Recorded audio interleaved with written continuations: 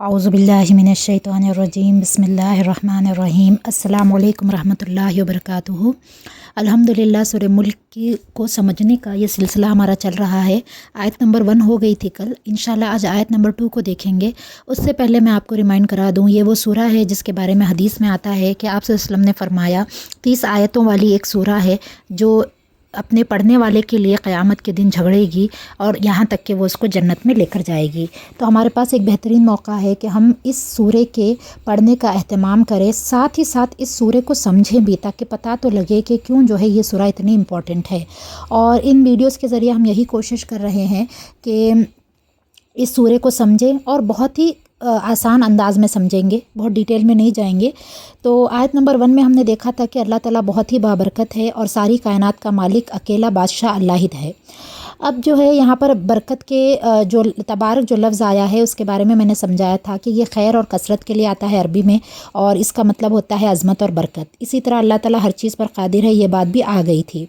और अब आगे की आयत में अगर हम देखें तो उसको देखने से पहले एक और बात ये भी समझ लेनी चाहिए कि अल्लाह ताला जो है हद दर्जे तक जो है कसरत से जो है बहुत ज़्यादा जो है खैर और भलाई अल्लाह के अंदर मौजूद है। यानी उसकी ज़ात में जो है खैर और भलाई है और वो अकेला कुदरत रखता है, कोई भी उसका शरीक नहीं। ये आयत बेसिकली शिर्क को टोटली नलीफाई कर रही है। अगर हमसे कोई शिर्क के बारे में पूछे तो हम इस आयत को कोट कर सकते हैं कि देखो अल्लाह ख़ुद ही जो है अपनी ज़ात को अकेला बादशाह बता रहा है पूरी कायनात का। और जो है अल्लाह ताला ये भी कह रहा है कि अल्लाह ताला की जो ज़ात है वो बहुत ही बाबरकत और अज़मत वाली है। तो declaration of oneness of God जो है यहाँ पर बताया गया है। अब आगे की आयत अगर हम देखें तो यहाँ पर जो है ज़िंदगी और मौत के बारे में बताया गया है कि ज़िंदगी और मौत का ओरिजिनेटर कौन है, अल्लाह ताला है। और अल्लाह ने ज़िंदगी और मौत जो है बनाई है इसीलिए ताकि वो इंसान की आजमाइश कर सके। अगर इंसान आजमाइश में इम्तिहान में खरा उतरेगा मुसलमान, तो ज़रूर उसको खूबसूरत जन्नत मिलेगी। और वो खूबसूरत जन्नत में जो है अल्लाह ताला खूबसूरत लोगों को ही दाखिल करेगा। वो खूबसूरत लोग कौन हैं? जो अल्लाह के बताए हुए अहकामात पर चलते हैं, जो अहसन अमला करते हैं। अहसन अमला क्या है? वो अमल है जो हमें पसंद है ऐसा नहीं हो, बल्कि हमारी ख्वाहिश के मुताबिक हो ऐसा नहीं है, बल्कि अल्लाह ताला को जो पसंद है अमाल, वो अहसन अमला हैं।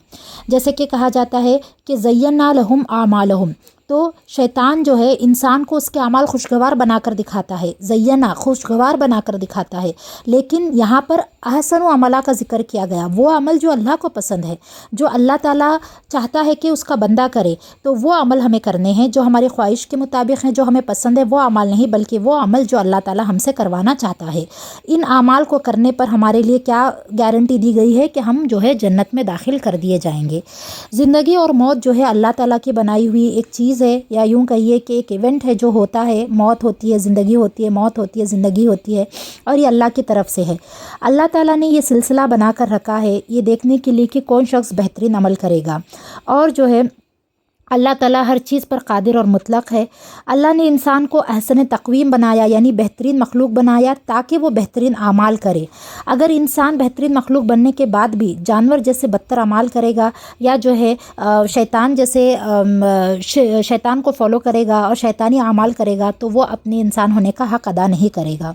तो अल्लाह की तौहीद की दावत देना है, और वही जो है अहसन अमल है। और उसी अल्लाह ताला पर अल्लाह ताला की इबादत पर कायम रहना, अल्लाह के बताए हुए रास्ते पर कायम रहना ही असल क्या है, अहसन अमल है। तो बुराई का जवाब अच्छाई से देना भी एक अहसन तरीक़ा है। और इसी तरह जितने भी अहसन अमाल हैं वो अल्लाह ताला ने कुरान में भी बताए हैं, और हदीस से भी हमें ये अमाल जानने को मिलते हैं। तो खूबसूरत अमाल, खूबसूरत अखलाक, खूबसूरत किरदार, ये तमाम वो चीज़ें हैं जो हमें कीमती तरीन मखलूक बनाती हैं, और इसी के साथ साथ जो है हम जन्नत में दाखिल कर दिए जाएंगे।